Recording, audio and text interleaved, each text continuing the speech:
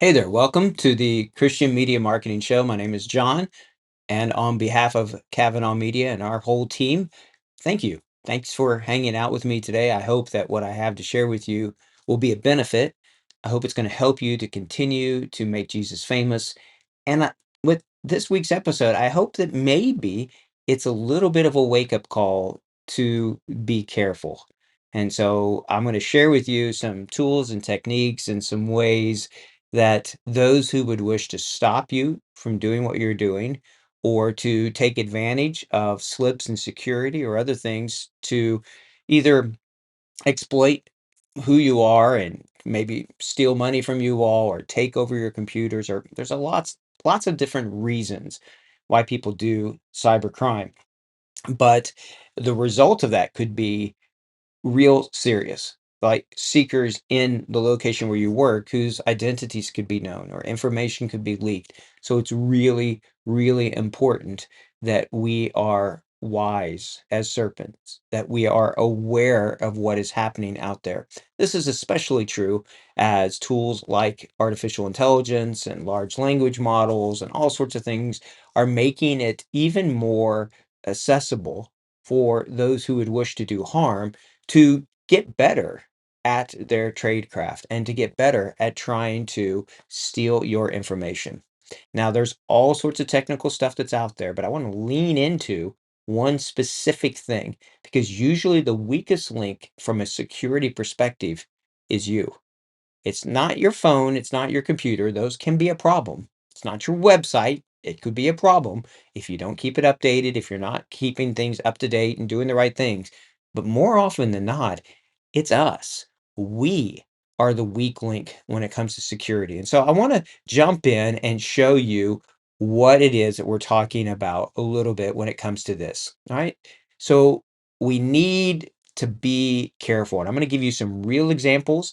If you normally just listen to the podcast, this might be one where you want to jump on the YouTube channel and watch some of these examples that we have, because I'm going to show you some real world examples of what it looks like and how close and how scary some of these things could be. Now, to be careful, to be aware of what's happening, doesn't mean then that we have to sometimes do things that honestly just don't work. I got a newsletter this week from a team that I care about a lot. I want them to succeed. They work in a hard location. But in their newsletter that was sent out that I got, they were changing their spelling. So instead of saying Jesus, the S, they would put like a dollar sign or whatever. Well, I have some AI tools that I run locally. I'm not putting them out on Google or on the internet. It's all running on a computer, a high-end computer, where we're running our own LLM. So we're doing basically Chat GPT with our own data. And I put some of this, just some sections of this newsletter into it and had it analyze it. And it came back and it said that there's some deliberate misspellings and euphemistic language indicating an indication to communicate certain information while avoiding detection by automated systems. And so it analyzed it and it caught all of this. This is just a basic level AI tool and it could get it. So listen, if your idea of security is that you're going to change the letter S to a dollar sign, or instead of God spelling God, you put like a zero in there, they know. They can figure that out. There's tools that can analyze this and change it and find it. That's not being safe and secure. Right? That's not what I'm talking about here. What I am saying is that you need to be very careful on what you do on the internet and where you go. If you click on a link, it can be extremely dangerous. Right? This is, I'm going to demonstrate this here in just a second, but this is what brings in ideas of spoofing and of phishing and of so much more. You need to be very, very careful when people send you links. You might think, well, I just went to a website, but I didn't download anything, or I didn't do anything. Well, that might be all that needs to be done for you to at least be hooked, if not hacked. Let me give you some examples here. So if you're just listening, I'm going to try to describe this a little bit, but this is, if you go to the YouTube channel, you can watch some of these examples. So this is a piece of software that I'm running here. This is called Beef. It is just one tool out of many that are used to hack people's accounts or gain information, to do phishing, to do other kinds of things. So what's important here is I just want you to see the back end of what all is available, all sorts of exploits that can be done on a phone or on a computer.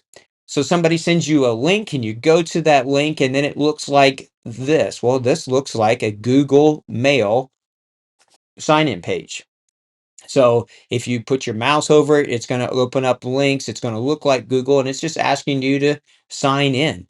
So you would put your username and password, or let's say it looks like this. This is a LinkedIn page asking you to sign in. What's your name, email, your password? Get in there, join in, sign back in. Here's one. Here's Proton Mail. Maybe you're trying to be safe and secure, and so you're using a tool like Proton to sign in here.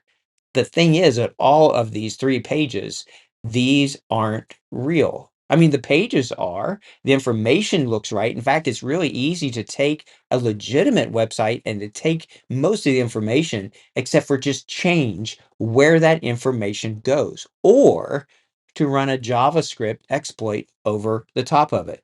So if I were to come to this page and somebody says, "Hey, here's the latest ad campaign that we have. You'll need to sign into Google to see it," and I'm not paying attention to the URL, and there's even ways to change and mask and it look awful close. Like I could show you some where it's depending upon the script, if it's Cyrillic or not. It might look Facebook with the A might look different, but the underlying URL would be. So let's say on this one, I'm going to put in my username here. I'm just going to come in here, say my username is John, and my password is, oh, Goodwin.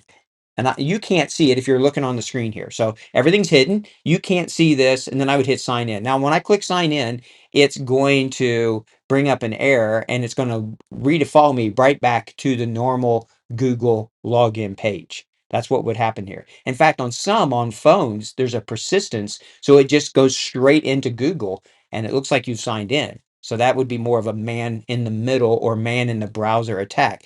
But I've got this information right here in this form. I'm going to hit sign in, but look over here. When I come in here and look at the command, it just captured it. So it said the username was John and the password was Bible1234. I can bring up fake notifications. I can bring up things but make it look like save this in the LastPass. There are all sorts of exploits. I could be running detection in the background to see what kind of things that you're doing. We can hijack cookies, which sometimes then allows people to sidestep even two-factor authentication, and they can jump right into it. So all of this are tools that can happen. Webcam, all sorts of stuff. All right, alerts, different things, and these fake pages that can be brought up to get you to sign in or to look at something.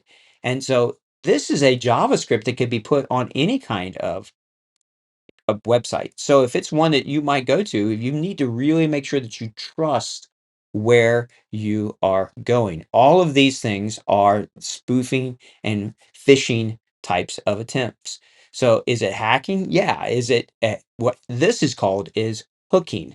And so they're using your browser and they're getting this information as you go and get into it. So be very, very careful about links. These links that you go to can be malicious.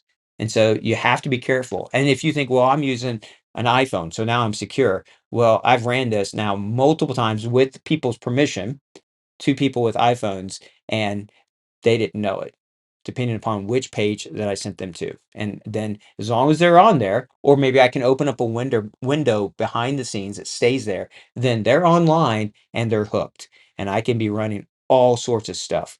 Some of it can be fun, some of it can be a joke, but this is no joke. This is very, very serious of ways that people can gain access to your information. And once they're in, all sorts of damage can be done. So, what can you do about this? What are some things that you can do to help stay safe? Well, here's a few things that I'm going to say some crucial steps that you can do to protect yourself from becoming a victim to a phishing attack, especially. First, just be really wary of anybody that says, hey, this is super urgent or this is too good to be true. It probably is. It's not true.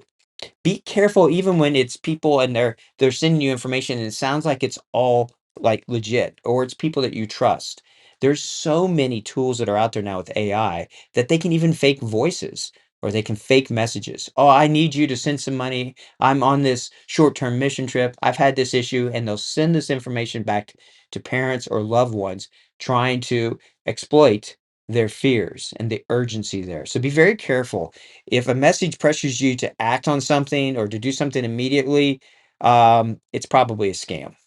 All right. So be very, very careful. Another thing, just don't click on suspicious links or attachments. If somebody says, hey, here's this a Google thing or whatever in an email or a text message, look at it, but then go to the website. This is especially true when it's things like banks and stuff. Yes, there's ways that they can change things and mask some stuff, but the best thing is don't click on the link, go straight to the source and to the website. You might think, well, but this site's okay because it's HTTPS. It's encrypted. See, it's got the padlock there. So were the sites that I brought up earlier, those fake sites. Everything looked legit, but the URL was different. So make sure, go look at that. Be very careful and don't click on links. Another thing is verify the sender. So if you get that message, like I'm saying, then go straight to the organization or go straight directly to the person who's saying this. So you might call them up and say, hey, is this from you? Did you do this? You might use a signal message and go, hey, did you just send this? Reach out to people, verify the message's legitimacy.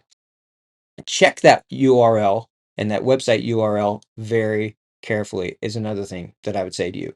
Really look, double check, look for any kind of typos or inconsistencies. I mean, it's possible that they can purchase a URL that looks similar. So, like the protonmail.com, you could do protonmailbox.com. It's available. I could buy that. So, be very careful about the URLs and make sure they match legitimately. All right. And make sure that they have the padlock, but that itself is not a guarantee that it's not suspicious. All right. Keep your software up to date. So update your operating system, your web browser, your antivirus software, all of those things. Make sure that you have all the patches and protections going. And that's going to help against malware to be sure. It's not the only thing, but it's really important. Another thing is use strong passwords. In fact, use strong passwords that have tons of words and letters and symbols in them, and use multi-factor authentication. Use a physical YubiKey if possible. That's what we use at Kavanaugh. So even if you had my username and my password, you couldn't log in without that physical key and that biometric part to it. Look into that. Use something like that. Don't do basic passwords. All right. Really, really long ones, if at all possible. And then just be skeptical of unsolicited contact.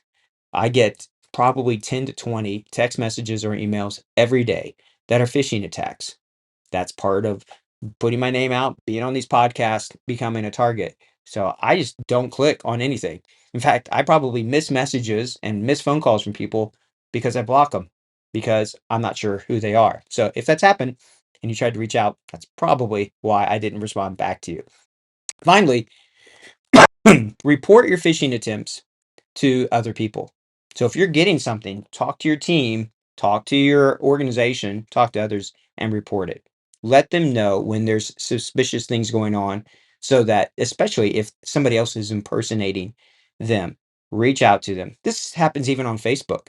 If somebody else is spoofing someone, they've taken their picture and their name and they're sending you a thing and they're sending out a new friend request.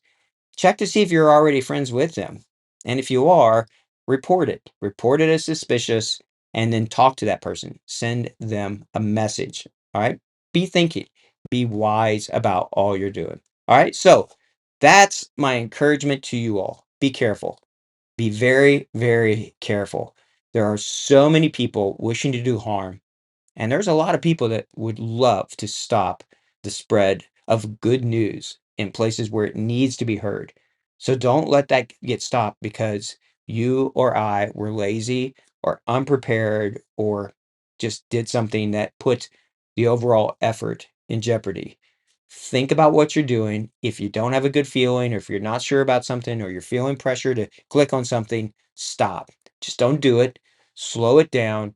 Reach out to some others. Look at things. Be suspicious and be careful. All right. That's my hope. It's my prayer for you. That's my encouragement to you as well. So be careful, but don't stop. Don't be afraid. Keep pushing forward. So until next time, thank you for listening. Thank you for watching. If that's what you're doing, thank you for just being a part of this show. I really do appreciate it. I appreciate the messages that I hear from you all. I appreciate the opportunities we get to share and to talk with many of you.